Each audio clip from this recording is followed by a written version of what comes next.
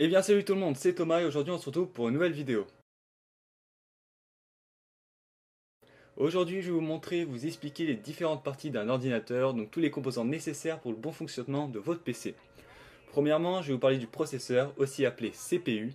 Donc le processeur, c'est le cerveau de votre ordinateur, c'est celui qui va faire tous les calculs. Donc comme exemple, je vais vous donner le transfert du fichier, plus vous allez avoir un bon processeur, plus le transfert va se faire vite. Pour les processeurs, on a deux marques, donc on a Intel et AMD. Ensuite, je vais vous parler de la carte mère. Donc la carte mère, c'est une carte électronique. Et cette carte, on va aller brancher tous les composants dessus.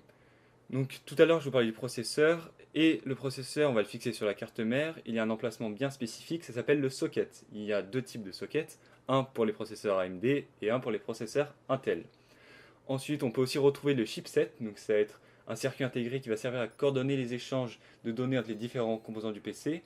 On va donc retrouver toutes les prises pour les ventilateurs, l'emplacement mémoire RAM, l'emplacement pour les câbles SATA qui vont être reliés au disque dur, ainsi que d'autres emplacements prévus pour tous les autres composants. Ensuite, je vais vous parler du disque dur SSD.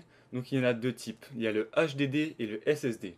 Donc le HDD, lui, va être moins cher, va avoir beaucoup plus de capacité de stockage, mais il va être beaucoup plus fragile. C'est un composant mécanique. Et il va y avoir le SSD qui va être plus cher, moins de capacité de stockage, mais bien plus résistant et bien plus rapide, puisque lui, c'est que de l'électronique, il n'y a aucune mécanique. Ensuite, il y a la RAM. Donc la RAM va servir à stocker des données temporairement. Par exemple, si votre processeur est en train de faire un calcul et qu'il y a un autre calcul plus important qui arrive, il va mettre le calcul qu'il était en train de faire dans la mémoire RAM pour pouvoir le continuer après le calcul plus important. Donc la RAM se trouve sous forme de barrettes. Elle est souvent vendue par paire, mais vous pouvez en acheter des barrettes simples. Mais il vaut mieux acheter par paire car beaucoup de cartes mères ont tout simplement une technologie qui s'appelle le dual channel qui augmente les capacités de votre RAM. Ensuite, il va y avoir l'alimentation. Comme son nom l'indique, elle va servir à alimenter tous les composants de votre PC. Il va y avoir trois types. La non modulaire, donc tous les câbles vont être déjà branchés et il n'y a pas la possibilité d'en enlever.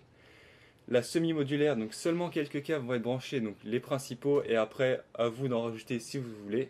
Et les modulaires, donc là il n'y a aucun câble de branché, vous branchez ce que vous voulez, ce dont vous avez besoin. Ensuite, un composant non obligatoire pour le fonctionnement de votre PC, ça va être la carte graphique, mais elle va être aussi appelée GPU. Donc la carte graphique va servir principalement pour l'affichage d'images sous forme complexe sur un écran.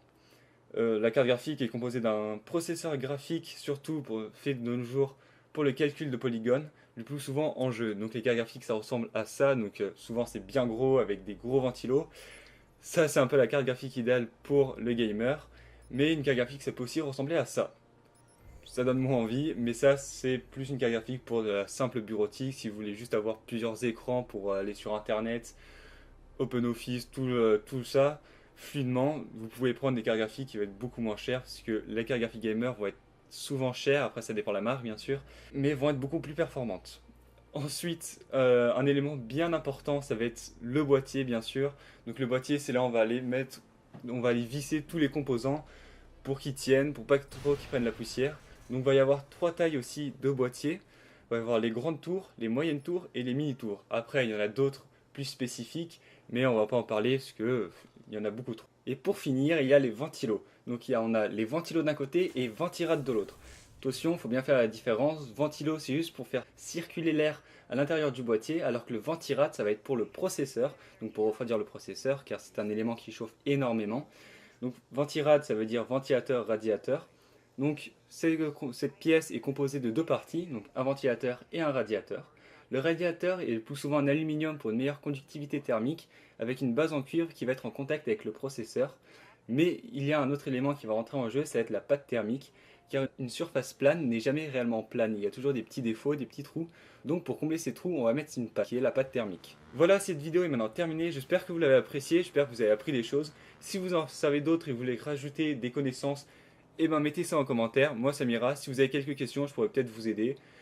Et puis mettez un like, abonnez-vous, et on se dit à la prochaine.